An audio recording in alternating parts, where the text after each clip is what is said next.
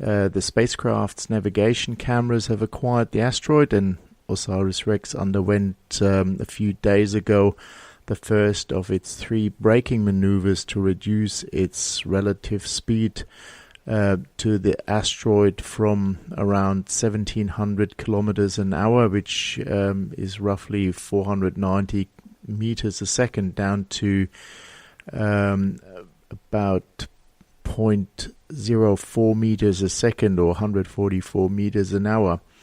And the braking is rather important, as the gravity of Bennu is extremely low, and the spacecraft needs to use its main engine to slow down and can't rely on the asteroid's gravity to pull it in. Bennu, like Ryugu, where Hayabusa 2 currently is a carbonaceous chondrite and comes close to Earth every 6 years, and the OSIRIS-REx mission hopes to unlock Bennu's secrets and hopefully will return with a regolith sample in 2023. So over the next year we'll follow the progress of the mission, of course, and report back to you here on the Urban Astronomer Mission Update. As the saying goes, a lot of things in life come in threes, so the third mission I wanted to mention to you is the Parker Solar Probe, which was launched on the Delta IV Heavy on August 12th this year. 10, 9, Fisher start. 8, 7, 6, 5, 4, 3, 2, 1, 0. Liftoff of the mighty Delta IV Heavy rocket with NASA's Parker Solar Probe, a daring mission to shed light on the mysteries of our closest star, the Sun. Three R6 gates look good in the full thrust mode.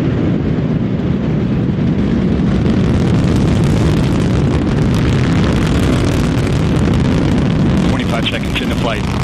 Chamber pressures continue to look good on all 3 boosters.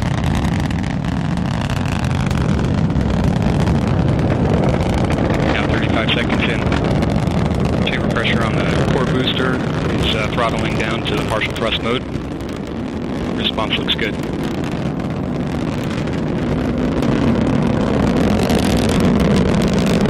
Now 50 seconds into flight.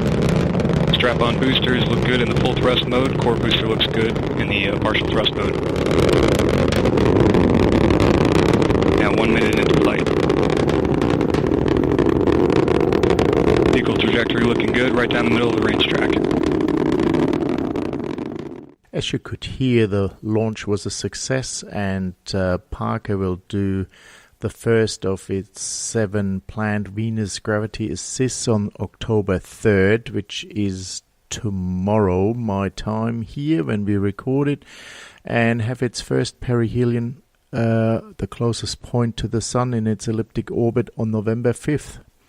There will be a total of 24 close encounters with the Sun, where Parker will fly ever closer through the Sun's corona up until 2025, and the mission goals are to trace the flow of energy that heats the solar corona and accelerates the solar wind, as well as to determine the structure and dynamics of the magnetic fields at the sources of the solar wind. It's a fabulous mission and engineering challenge, and certainly I'm looking forward to the signs that Parker Solar Probe will return in the coming years. Okay, and let us finally have a look at the upcoming launches of manned and unmanned missions for October 2018. On October 11, a trusty Soyuz rocket will launch from the Baikonur Cosmodrome in Kazakhstan and will carry members of the Expedition 57 to the International Space Station. And on October 20th, Bepi Colombo, a joint ESA-JAXA mission to Mercury, will launch from Kourou in French Guiana on a Ariane 5 rocket. And the mission gets its name after Giuseppe Bepi Colombo, who was a scientist and engineer at the University of Padua in Italy, who first implemented the interplanetary gravity assist maneuver during the 1974 Mariner 10 mission. And that technique is now used commonly by planetary probes. And the mission has two individual spacecraft. One is the Japanese Mercury Magnetospheric Orbiter, which has recently been named Mio, I'm not quite sure how you pronounce it. And the second one is the European Mercury Planetary Orbiter, MPO. That one hasn't got a nickname yet, but maybe they will take the Urban Astronomer Podcast suggestion and call it just Freddy. A proposed lander that was supposed to be on board has been scrapped in 2003 due to budget problems. So that would have been the first landing on Mercury, but that is not to be. As missions to the inner planets are quite difficult to get to their target, the timeline of the mission is rather long. And the spacecraft will take 7 years to position itself and enter Mercury orbit in 2025, so quite a while. And during this time, it will use solar electric propulsion and 9 gravity assists, flying past Earth and Moon in 2020, Venus in 2020 and 21, and 6 Mercury flybys between 2021 and 2025.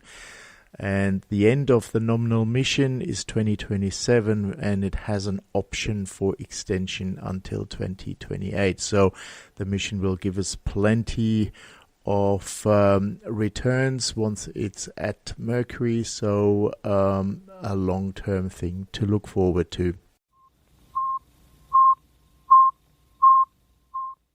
Okay, that was it. That was the first installment of the Urban Astronomer Mission Update, October 2018.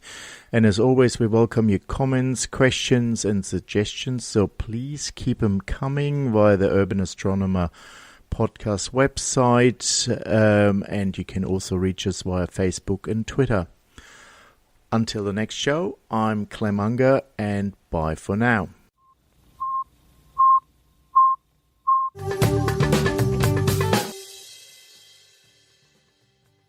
And with that, we come to the end of the show.